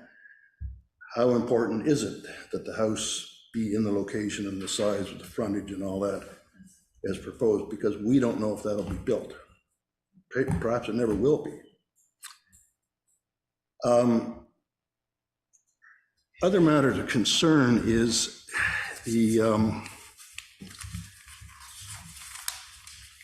there isn't a survey of the property as such. I know the engineer did a study, and I presume he took his drawings from surveys, but there isn't a survey.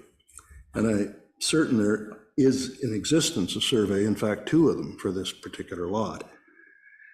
I think, again, if there's going to be careful inspection and enforcement on this undersized lot, whoever is going to do that inspection and do that enforcement would want to know where the survey bars are, where the lines are. And it's, you know, I don't think you can rely on the engineer's sketch, if you like. It's not proper. It could be wrong, it could be an error. There should be a survey, and there should be compliance with that survey, and whoever's inspecting this should be able to go to that survey and say, right, this goes here, that's that distance, that's that setback, ding, ding, ding.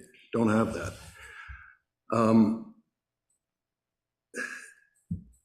Another issue is the setback from the water. Now, typically, I believe the minimum is 30 meters, I think, roughly 100 feet, or whatever that works out to.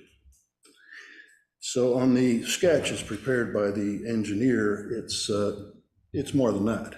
It's 39 meters or something, 37, I haven't got it in front of me. Problem is that the water level in the Madawaska River famously goes up and down like a toilet seat, and can change its actual level many times a day, depending on how hydro runs or dams.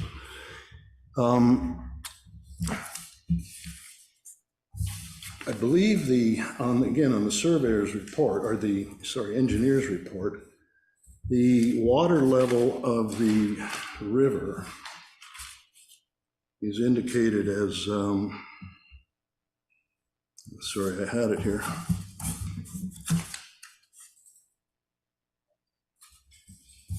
Bear with me a moment. It's 145.35 meters. Okay, and then if you look at the land inland from that, going up towards where the proposed septic bed would be, if I'm not mistaken, the elevation is only about 1.5 meters or 2 meters more than the water. It's about 1.5 meters. Yep. Right. Okay, and it's quite flat, that part of the lot. As it goes down the river, it's higher in the... Then the septic bed is 2. Yeah, the septic bed would be slightly elevated in the plan. So it would be above present ground level. My concern is, among other things, that it's already an undersized lot. It's already fairly close to the river. It's a big bed, sufficient for 2 residences. And that river floods, and I'm next door. In the spring, it's not unusual for the water to come right up over my bank, a couple of feet in rise, which in my view will take it within the minimum prescribed distance from the septic bed. I don't know how you answer that. I mean, hydro controls the river, but there it is. Secondly, the actual elevation of the river may be 145 in the sketch, but if we went out there today, it might be 144 or 146. So it's not fixed. So I think there's a danger there that maybe needs to be looked at. Again, a survey would help, including a survey of where the maximum rise of the river would be.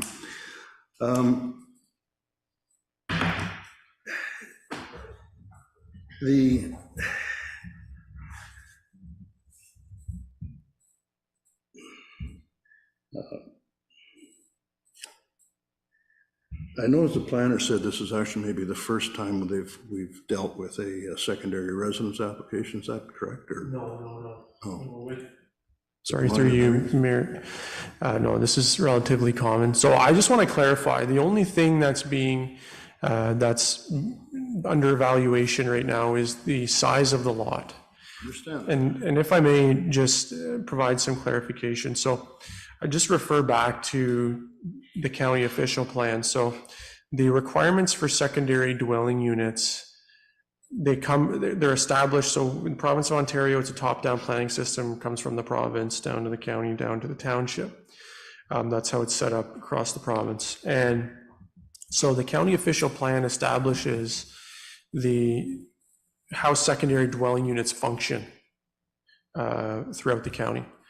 And across the county, the way it works is, as I mentioned previously, if you're between 1 and 2 acres, you can potentially have a secondary dwelling unit, but you have to demonstrate, you have to submit a study, which the applicant did, demonstrating that the hydrogeological characteristics of the lot are such that the 2 dwelling units can be accommodated on private water and sewer disposal services.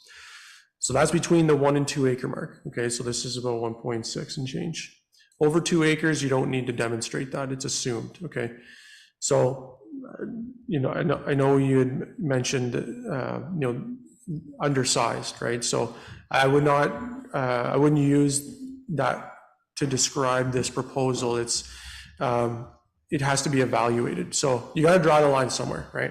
The lines you got to put them somewhere. Where the county put the line for not requiring any study or any look at anything is 2 acres. And where they put the line for no secondary dwelling units at all is anything under 1 acre. In that area between 1 and 2 acres, it's possible, but you have to demonstrate it through the submission. You have to hire the engineers, they have to look at it. So they've done that. And so that's what's being evaluated through it. And you bring up some valid points, about location of structures and whatnot.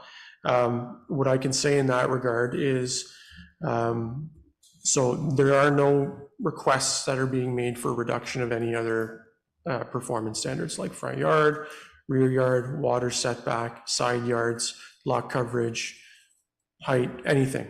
It meets all of those performance standards. The only thing that's being evaluated here is lot area, and it's being evaluated in accordance with the county official plan. And as I mentioned, staff are satisfied that that's been demonstrated. What I can say though is that, when we talk about substantially in accordance with the submitted drawings is when an applicant, so in the planning section, what happens is when we get a building permit come in, okay, they submit a site plan, okay, and the site plan will show setbacks and will show the location of buildings, and it's expected that it's built in accordance with what's approved by the building department. The building department then sends it to the planning staff, says, can you look at this, do a zoning check. when we get a site plan, it's expected that they submit what they've applied for with the minor variance application. If there are any variances from it that were not approved by the committee, we slide it back across the counter and say, give us a drawing that reflects what the committee saw. If they'd like to go back to the committee, that's fine. But the expectation is that what the committee saw at the time of approval is what gets constructed. I hopefully can provide a little bit of assurance in that regard. I'm sorry, say that again? So what they apply for with the building permit, it's expected that they apply, their materials they submit are the same materials that the committee sees tonight. Let me interrupt you, if you would. What building permit are you talking about? Secondary residence or primary? Thank you, through you. Both. Yeah. Okay, if it's both, do they get submitted simultaneously? So it depends. Oh. So ideally, they get constructed at the same time, and perhaps the applicant can provide us with some clarity on that. But at the end of the day, this is showing a very clear septic system design, right? And so it would be very difficult to construct one and not the other and still meet the engineer's recommendations, for things like nitrate dilution and the actual design of the septic system itself. So my expectation is that these will be built at the same time. Again, I'll maybe put it to the applicant so that they can maybe clarify their intentions in this regard, but that would be my expectation. Well, I'm sorry, but that really is not addressing what I see as an issue here. What do you see as the issue that, sorry? What do you see as the major issue for yourself? Okay, I'll briefly say in advance, there is a history of non-compliance in this lot, and that's significant. The building itself, the only one that's really of any intended use, is already half up. It doesn't have a permit. So that would be enough to cause somebody to be a bit cautious in looking at the intentions of the landowner. No offense, but there it is. Now, when Mr. Withers says, well, I'm not sure which building permit would be applied for first, but there'd be a site plan with it. Okay, I'm talking about a site plan in which there are written conditions and controls. Secondly, if there's going to be a building permit issued with a site plan, is that site plan going to include the septic system that doesn't exist? It won't exist probably until the house is built. And the assumption that it'll all be done at once is based on, I don't know what it's based on. There's no guarantee that'll happen. This primary residence may never get built. If I may, just on the primary residence piece, so I believe that there is a dwelling on the property currently. I beg your pardon? I believe that there is a single dwelling that's on the property. There is a gutted property. shell of what was a residence, which is presently uninhabitable, and according to this material is to be torn down. Yeah, that's my understanding as well, that it's the intent of the So there is no applicant. primary residence as far as I'm concerned. Well, certainly none that complies with the plan. yeah, so I can't really address that.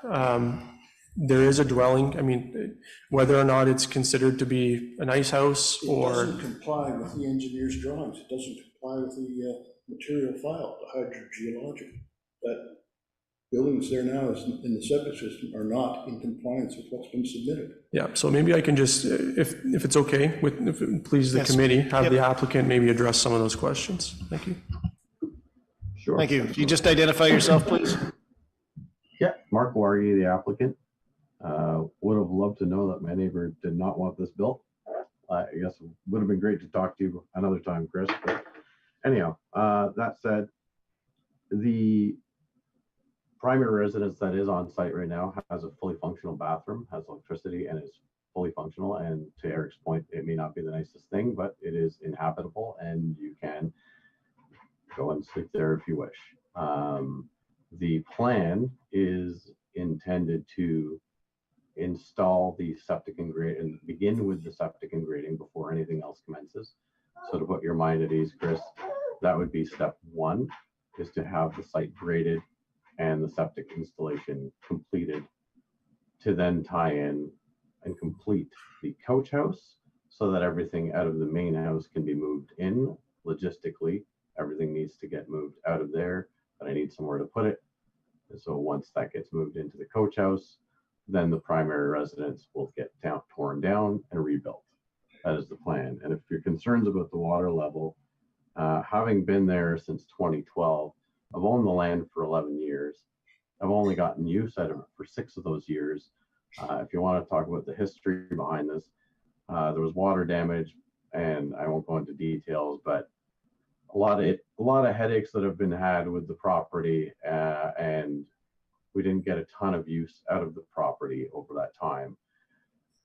And during that period, we basically haven't been able to bring the whole family. I've slept there a few times myself, but to bring my 2 children up there, and it's just not, as I guess you could put it in Eric's words, it's not the nicest place, and I don't really want to hang out there for months on end. But the plan is to probably use the property.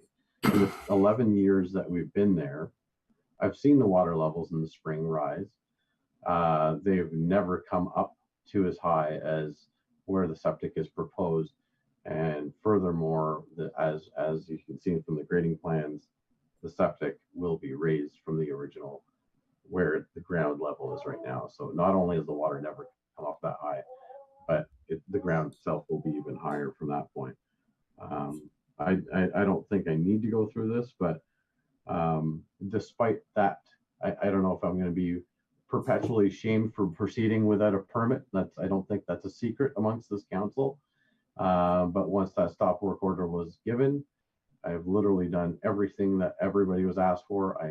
I tapped in a new well just to get the hydrogeological assessment completed.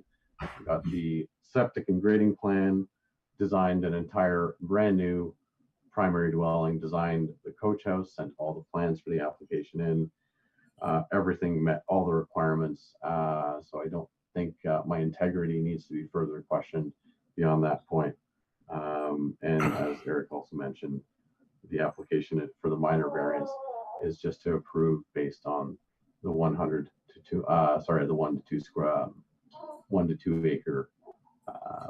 And I believe I've met all the requirements. Thank you. Any supplemental?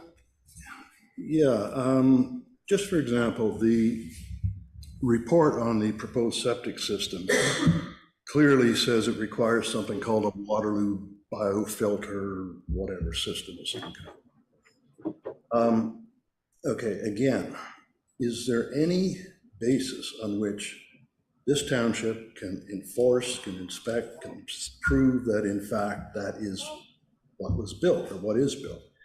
If not, then it ought to be a condition of a site plan agreement, condition imposed by the township, saying that that Waterloo system must be there. What I'm saying is most substantial compliance is what we're going to recommend. Who's going to inspect it? Who's going to enforce it? What is substantial compliance? I think it should be precise. It should be, this is what has to be done. And I think that can be done by a site plan agreement. I fully understand Mr. Calabogie has every right to build a secondary residence, standalone, the whole 9 yards. But his proposal, we're looking at the last stage, which is the construction of the coach house before the first 2 stages. And again, if there's going to be an application approved for him and a building permit, and there should be a simultaneous application and approval for a main building permit for the house and the septic system, not sometime in the future. Seems to just be sort of ordinary common sense, do things right. Could I just ask you on Zoom to put yourself on mute? We're getting a little person in the background. Thanks. Yeah, that little guy's next to me. I gotta feed him soon, sorry. Thanks. Just a sec. Eric, and I'll ask you to address that, please. Sure, thank you, through you, Mayor Weir. So yeah, we have received a septic permit application with an engineered design for Waterloo biofilter septic system. So the applicant is proceeding in accordance with the engineered designs. Thank you. Is there any supplemental? No, I think the interests of the municipality are that a detailed site plan control agreement be put in place. If there's too many issues the way things are right now, carts before the horse, et cetera, et cetera. Okay. Do we have any questions from council? I thank you for your time. Any questions from council at this time? Councillor Levesque? So per the comments, I guess directed to you, Eric, are there such things as putting conditions on certain buildings like this or any other type of buildings? Is putting conditions on construction reasonable or illegal? Through you, Mayor Weir. So council can impose reasonable conditions on the applicant, and the test of reasonableness is essentially determined by the Ontario Land Tribunal in its discretion. But as an example, I've been in situations where an applicant has put a rear addition on their dwelling, and the committee's asked them to replace the front windows on their house. Like, has nothing to do with the application, but that's just a poor example. But just to the site plan control point, so the province of Ontario has made recent changes that essentially limit the ability to impose site plan control on any development that is 10 residential units or less. So that's taken out site plan control ability from even townhouses, apartment residential development, basically, again, anything 10 units or less. I would still not recommend site plan control for this proposal. I think I think the applicant has demonstrated, through a site plan, a sufficient amount of detail. This is essentially what you would not get anything better than this with site plan control. This is a pretty good drawing, actually. It's professionally prepared, it's engineered. I wouldn't expect anything more than this. Again, it is the expectation that the building permit conform with this drawing as approved by the committee. I won't be recommending as staff that we impose a site plan approval condition on this application. Thank you. Thank you. Do we have any questions or supplemental from council? Councillor Levesque? So just to clarify, there's no requirement for the primary residence to be constructed as part of this site plan, correct? It's an overall site plan that's proposed. That's correct. And again, because if you had nothing on the property right now, yeah, the dwelling would have to be built first, for sure, and then followed by the coach house. There's nothing saying that the coach house couldn't come a little bit later, just it has to be built this way. Because there's an existing dwelling, the septic system certainly has to conform with the engineered designs. Obviously, the coach house and how it's shown has to be represented, but there wouldn't be anything, in my view, that would prevent the coach house from being built first and then the dwelling. There's nothing that contravenes the zoning bylaw in constructing the coach house with the existing dwelling. So just to add to that, we do have recent precedents where a secondary unit we've approved that to be constructed before the primary residence. So how does that differ from this? The difference here is that there's a dwelling on the property already. So there's already a dwelling there, and the coach house would be smaller than it. So that would be fine. So if they come take out a building permit when everything's in place for the coach house, that meets the zoning bylaw because the coach house is coming second. It's smaller. And if they come forward and want to reconstruct the existing dwelling, that's okay. That's considered to be a reconstruction. So it's not, you're not putting a new dwelling in place, you're reconstructing the existing dwelling. So that would be fine for the purposes of zoning. Thank you. Any other questions? Councillor Popke?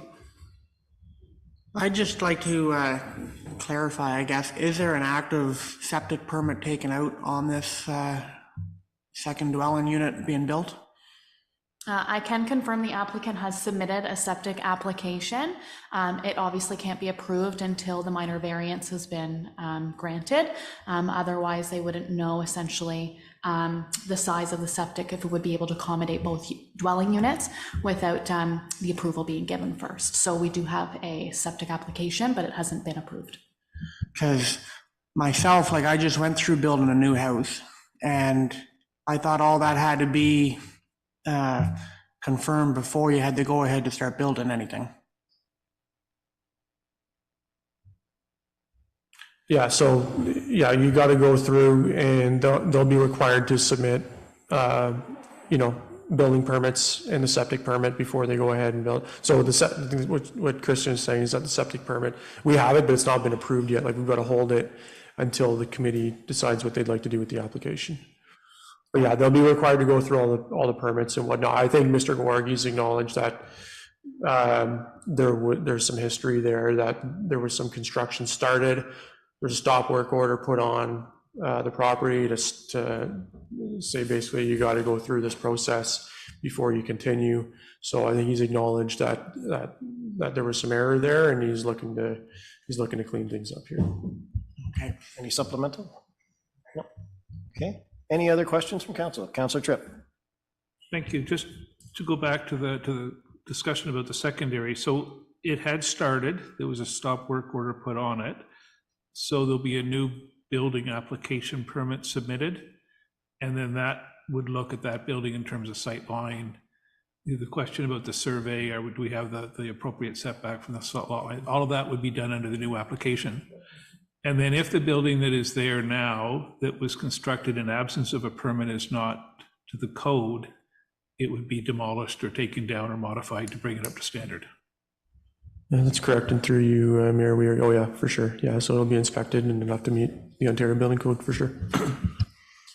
Any other questions or concerns from council? None at this time, okay. So I'm just going to summarize here. This application is to move forward so that building applications, septic applications can be approved. So if we approve this minor variance today for the property that's over 1.6 to 2, so that they would be allowed to make application for building permits, make application for septic. And my understanding is when septic is installed, we get a certificate from the installer saying that it meets the standards, and we get a copy of that. Okay, so just for clarity then, so this application is so that the owner can move forward with submitting building permits, site perm, or I've lost my brain here. The septic, and also that a survey would be completed. Is that correct? Thank you through you, Mayor Weir. So we're not requesting a survey. A survey is not typically requested through building permit applications. This is, again, a pretty detailed site plan. It's likely based on a pretty good understanding of where the lot lines are. We can maybe put it to the applicant in terms of their level of confidence on the location of the property lines as shown here. It does say on the drawing that it is not to be considered as a survey. Council could request that a survey be undertaken for it if one hasn't been done already. But we do not request that for every building permit application. Okay, so what we're speaking to right now is the application for a minor variance so that the applicant can move forward to submit other paperwork and documents that will also have to go through you for approval. Is that That's correct? correct. Okay, thank you. Can I ask the planner to read the motion as recommended by staff, please?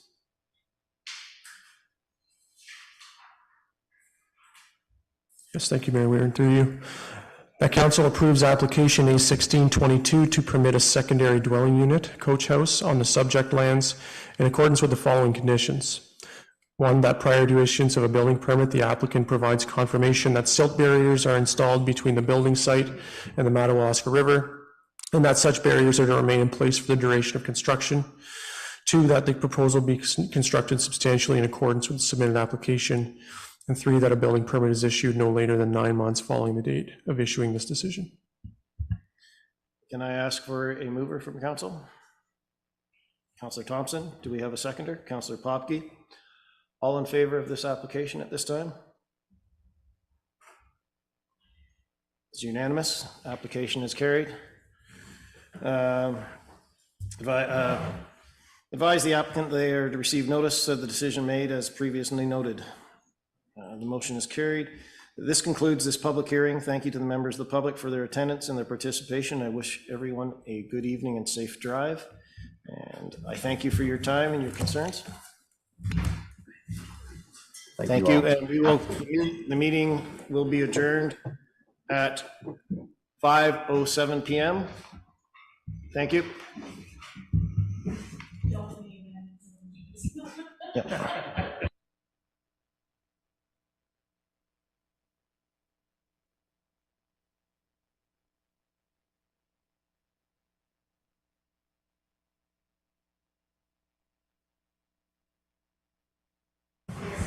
Thanks, Sean.